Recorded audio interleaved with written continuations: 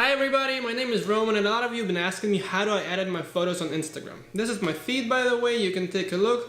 I am usually going for the earthy, moody, desaturated greens, vibrant look. If that's what you like and you want to turn photos like these to this, or maybe this to this, follow me along and I'll show you my workflow. Let's open up Lightroom and let's get to it. Alright, so I just basically dragged this photo here into Lightroom and we are in the library tab. What you want to do once it's imported to here, click on develop module, and this is where we're going to be working on. Once we're in develop, we have this tab on the right where we pretty much going to be editing all our exposure corrections, all the color correction, and everything else we need to do here. So where I would like to start is scrolling this all the way down and hit enable profile corrections and remove chromatic aberration. This is just applying basic settings to correct our photo. Once we do that, I go all the way up and I like to bring my highlights usually a little bit down so I can get more details in the highlights, which is the background here, the foggy, moody background. I like my shadows a little bit up. Now once I'm happy with my highlights and shadows, I go over here to whites and blacks. There's a cool trick to get this right.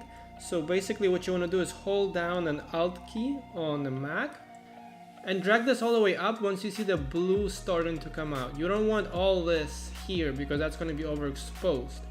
You just want a tiny bit of blue in your image, just like that.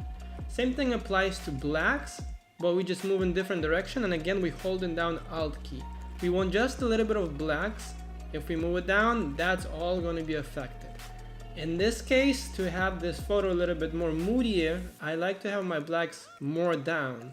In more cleaner image, you want to keep it about here.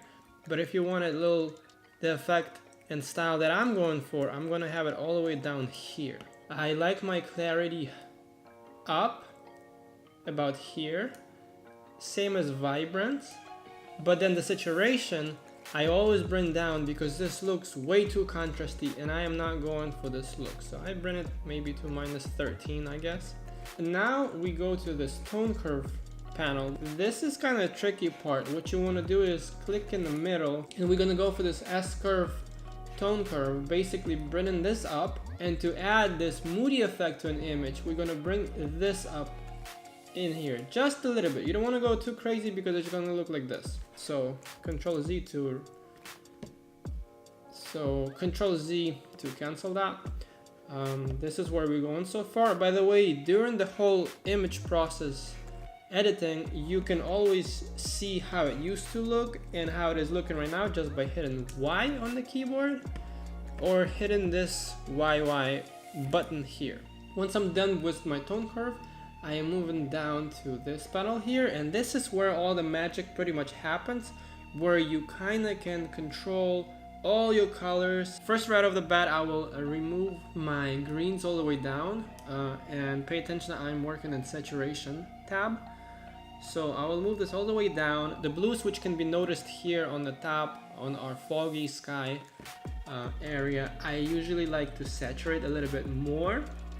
And at the same time, I go back to hue and I can change my color of the blues here. I don't like dragging it to the right because it's going to look more purple.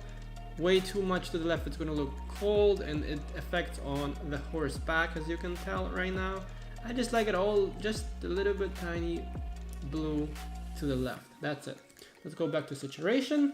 I like to saturate my red, orange, and yellow a bit. And again, I go back and forth with these and I see later what looks better. And at the same time, I go back to hue. And I like to work with these as you can see as I go. So I can see my result here. Orange, probably the hue will go a little bit to the left. Yellow, I'm kind of liking it all the way down here because as you can tell, the flowers, the colors are changing from just like regular yellows to kind of like reddish. I'm kind of liking that. Same thing on the horse. The color's a little bit changing, so I might bring it down all the way. And let's see what happens if I bring up the saturation. It even introduces more of that yellow color, but if you do it too much, you're seeing these patterns to the right of the horse, which we don't want to have, but I'm gonna bring it down a little bit. So I think I'm happy where I'm at. Again, I can hit Y and I can check what is my before and after. Okay, there we go. So you can already tell with like a couple of clicks I done a lot of changes to this image. Let's scroll down a little bit more. Sharpening, I'm always bringing up, not too much, you don't want to look into crazy, but about like at 18, 20. Luminance, this tab is very useful if your image is noisy. This image was shot during the daytime and it was properly exposed, the light was good, there is nothing to worry about. But usually a good rule of thumb when you have a noisy low light situation image, to bring up luminance at about 30, and this will flatten your image. As you can see, you lost some of the details, and then you will bring up your details by just moving this to about 70. But we're not doing this because our image is not noisy, but I was just explaining you this for the purpose. If your image was not properly aligned or it needs to be cropped, this is the area where you're going to be working at. You can just hit auto and it will auto align your image. It doesn't do a good job as always, as you can see, but I'm happy actually with the image, how it is aligned. It's super easy to align your images if the software doesn't do it right, by using this tab all the way up here. By clicking here, you get this menu that just dropped down and you hit on this ruler. Once you hit on it, you get this little tool where you can literally click and drag and show the software that this is your horizontal line. So for example, let's think if this grass here, I think if this is my horizon and that's my straight line that I'm going for, I will literally click and hold and drag, and I'm telling the software this is how the horizon should look like. Let's say it like this, and it will adjust it accordingly. But we are not doing that. We're going to hit Ctrl Z to revert to what I had before. But if your image is crooked, you should be using that. For cropping also, it's very simple. We're using the same tool here and you can crop it to your liking. I do these sometimes at the beginning or at the end, it doesn't matter. For Instagram, you can just hit here where it says custom and click one by one. It will make you a perfect square and you're good. But again, I am not going for this, and I just hate square images or vertical videos. I don't understand that, but that's where Instagram is taking us, so whatever. But let's undo this funny stuff. All right, so this is where we got basically from here to here. That is all I did. A little bit more fancy editing that you can do, and I like doing this.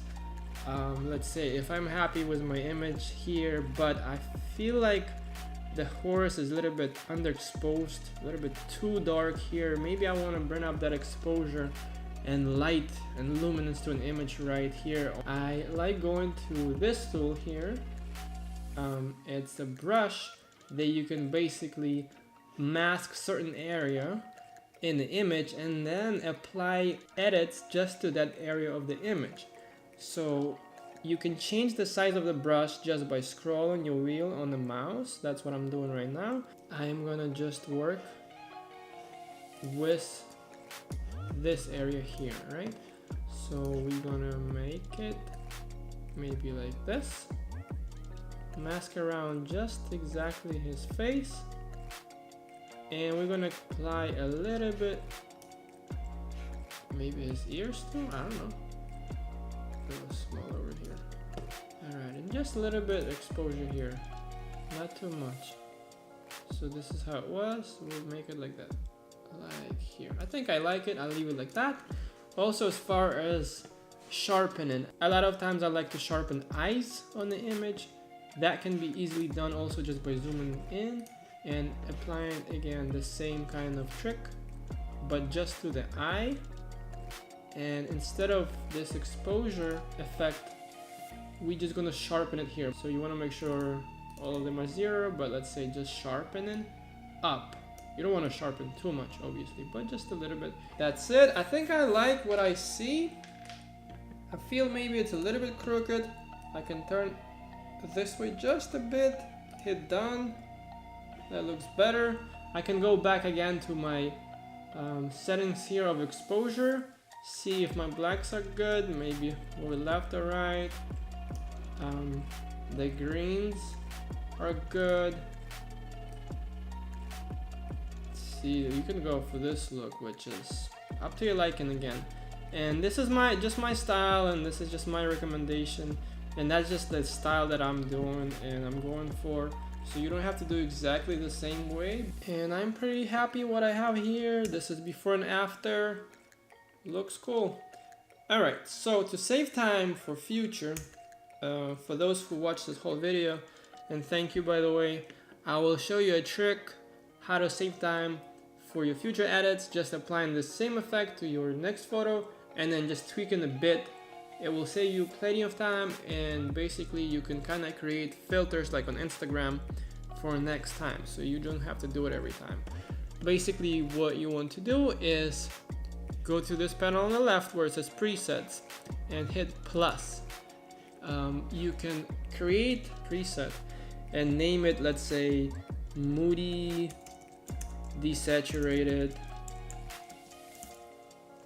I don't know, whatever preset. It will apply all these settings that we just did. You hit create and you have it done there, right?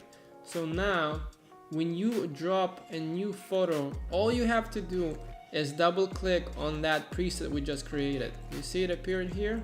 And as you can tell, I've been making a lot of these here. Every time I make an edit, I put it here. So now, let's say anything else I created in past, I can just double click and it will apply a fact that I already preset it before for whatever settings I had. You see what it's doing just literally with one click. Obviously these don't work the best, but you can play with them. But you can go back and tweak this to your liking, do whatever you want.